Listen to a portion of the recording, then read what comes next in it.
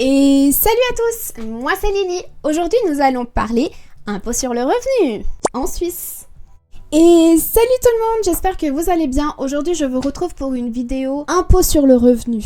Les impôts sur le revenu est une grande question quand on habite dans un pays. À quelle sauce on va être mangé pour les impôts? Eh bien, je vais axer cette vidéo pour la Suisse et je vais essayer de vous donner tous les éléments qui rentrent en considération pour les impôts en Suisse. C'est parti pour cette nouvelle vidéo et on est parti!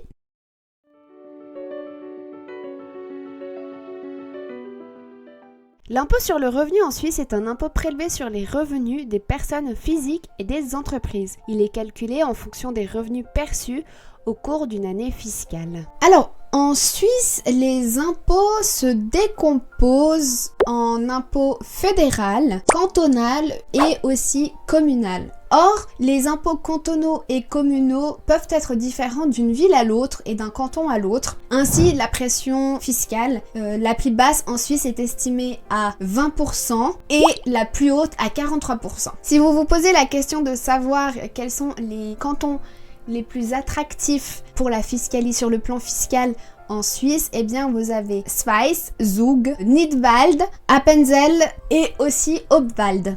Tous possèdent une pression sociale inférieure à 26%. Pour information, le canton d'Uri, contrairement à tous les autres cantons, propose un taux unique qui est de 25,61%. Après, il faut noter aussi que par exemple si vous êtes travailleur frontalier et que vous ne résidez pas en Suisse, eh bien vous allez déclarer vos impôts directement à la source et tous les différents points par rapport à où est-ce que vous habitez, du coup ne vous concernera pas.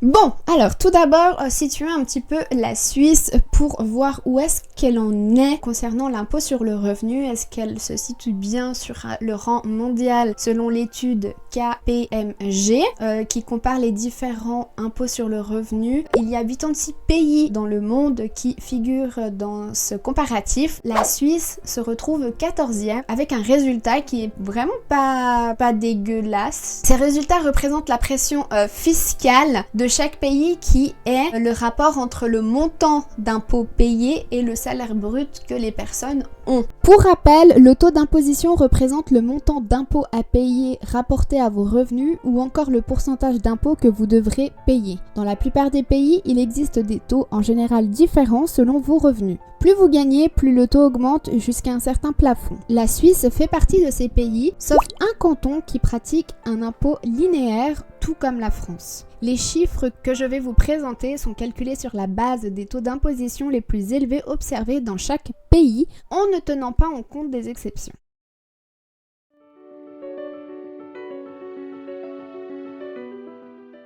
Parlons maintenant du taux d'imposition moyen en Suisse. Alors le taux d'imposition moyen en Suisse est de 33%. Il reste plutôt bien positionné en Europe. Mais si on regardait sur la globalité des pays représentés dans ce comparatif, eh bien la moyenne est à 30%. Donc la Suisse est un petit peu élevée par rapport à la moyenne de tous ces pays, mais je trouve qu'il reste relativement faible. Si par exemple on comparait la Suisse et la pression fiscale qu'a la Suisse par rapport à ses pays voisins, je pourrais vous citer par exemple la France qui est à 41% et la Suisse, 43%. C'est la pression fiscale la plus haute enregistrée en Suisse et la pression fiscale la plus haute enregistrée en France. Donc à comparaison et en se tenant par rapport à ces chiffres-là, on peut dire qu'il n'est pas vrai qu'on paye moins d'impôts en Suisse.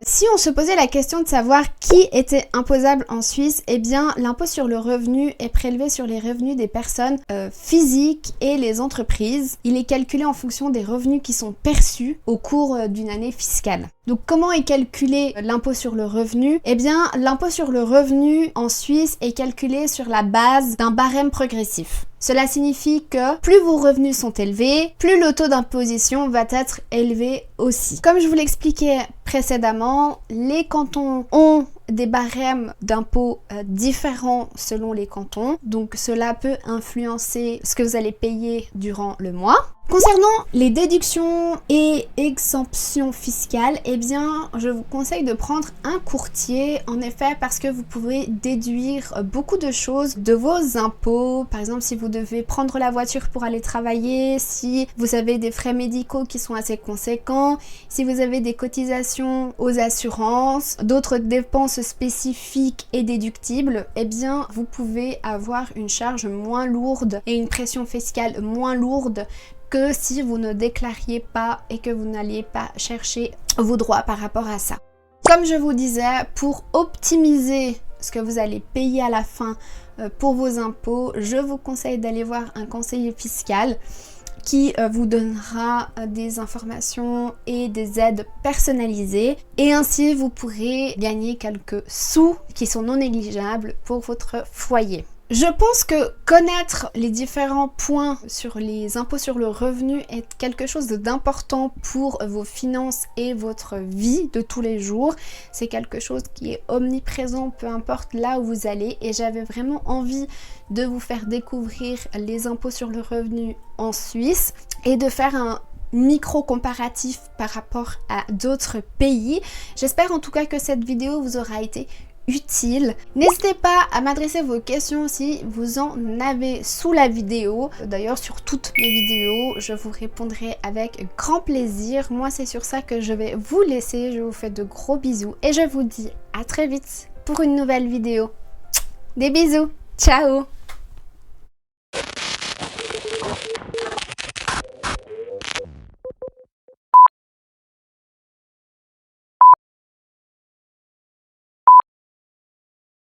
À la grande transition en médecine, la recherche fait chaque jour d'énormes progrès, mais il y a certaines maladies qui restent incurables. Exceptionnellement, nous vous demandons d'éloigner les enfants du poste pendant la diffusion de ce reportage. Pas dégueulasse, dégoûtant. Je sais pas comment le dire, j'espère être un peu poli ou mal poli. Ah! Attention, derrière la maladie de Gilles de la Tourette se cache parfois juste un gros malpoli.